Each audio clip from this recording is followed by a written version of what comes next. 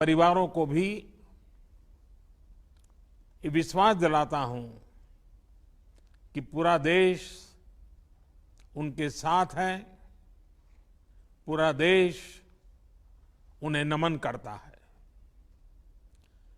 साथियों, पूर्वी लद्दाख में जो हुआ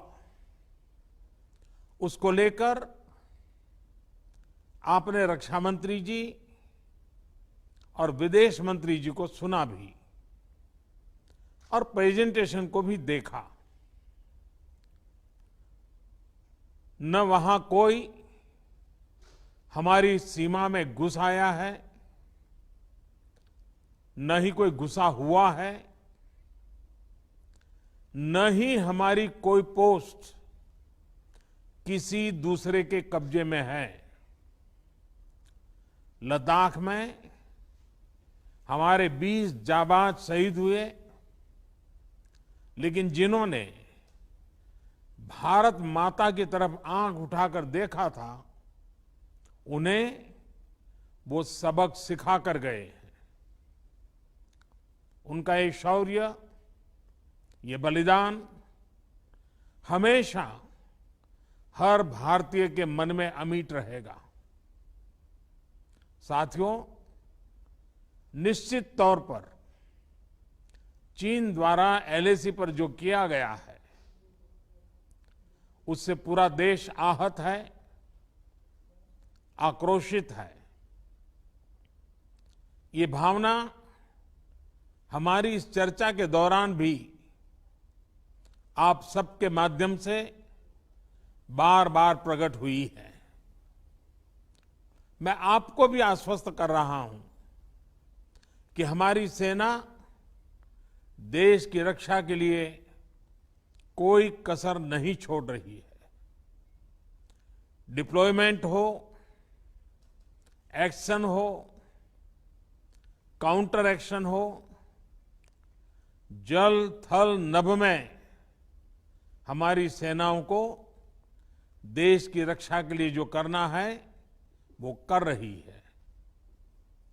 आज हमारे पास ये कैपेबिलिटी है कि कोई भी हमारी 1 इंच जमीन की तरफ आंख उठाकर भी नहीं देख सकता।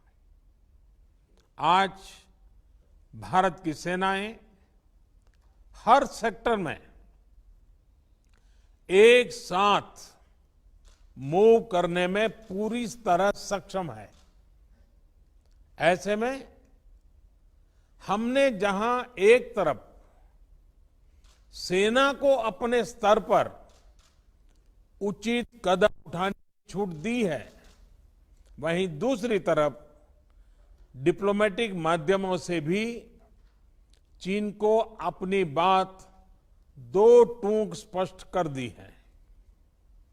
भारत पीस और फ्रेंडशिप चाहता है, लेकिन अपनी सॉवरेनिटी की रक्षा हमारे लिए सर्वोपरि है और आप सबने भी इसी भाव को प्रकट किया है। साथियों, बीते 5 वर्षों में देश ने अपनी सीमाओं को सुरक्षित करने के लिए बॉर्डर एरिया में इंफ्रास्ट्रक्चर डेवलपमेंट को प्राथमिकता दी है। हमारी सेनाओं की दूसरी आवश्यकताओं जैसे फाइटर प्लेन्स, आधुनिक हेलीकॉप्टर, मिसाइल डिफेंस सिस्टम आदि पर भी हमने बहुत बल दिया है। नए बने हुए इंफ्रास्ट्रक्चर की वजह से खासकर एलएसी में अब हमारी पेट्रोलिंग की कैपेसिटी भी बढ़ गई है। पेट्रोलिंग बढ़ने की वजह से अब सतर्कता बढ़ी है और एलएसी पर हो रही गतिविधियों के बारे में भी समय पर पता चल रहा है।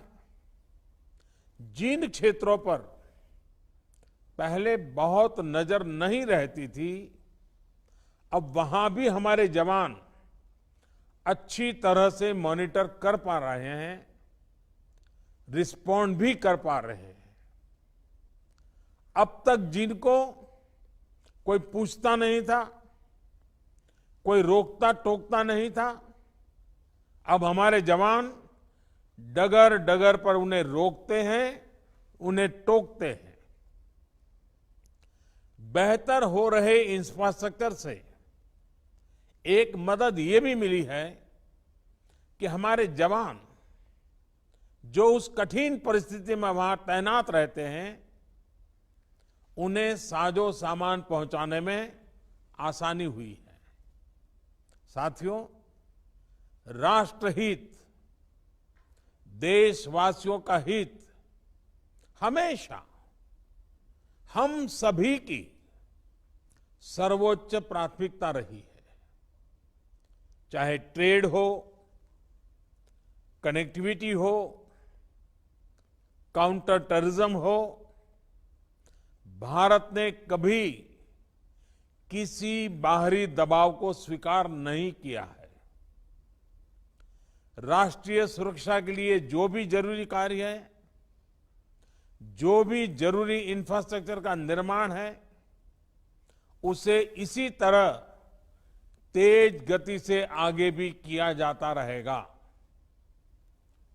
मैं आप सभी को, सभी राजनीतिक दलों को फिर से आश्वस्त करता हूं कि हमारी सेनाएं सीमाओं की रक्षा करने में पूरी तरह सक्षम है। हमने उन्हें यथोचित कार्रवाई के लिए पूरी छूट दी हुई है।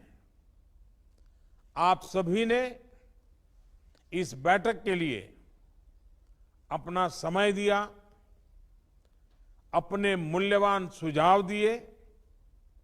इसके लिए मैं सभी दलों का, आप सभी नेतृत्वगण का हृदय से बहुत बहुत आभार व्यक्त करता हूं और आपके सुझाव आगे की रणनीति में बहुत लाभकर्ता होंगे, ये मुझे पूरा विश्वास है। मैं फिर एक बार इस एकता का संदेश देने में आप जो बढ़ चढ़ करके आगे आए हैं, वे सेना का मोरल तो बढ़ाएगा, देश के लोगों की हिम्मत बढ़ाएगा, लेकिन दुनिया को भी जो संदेश जाना चाहिए वो पहुंचेगा। और इसलिए आज की मीटिंग में आपकी सकारात्मक भूमिका का बहुत मूल्य है, उसका बहुत ऐतिहासिक महत्व है। और इसलिए भी आप सभी अभिनंदन के अधिकारी हैं। मैं फिर एक बार आप सबका धन्यवाद करता हूं। नमस्कार।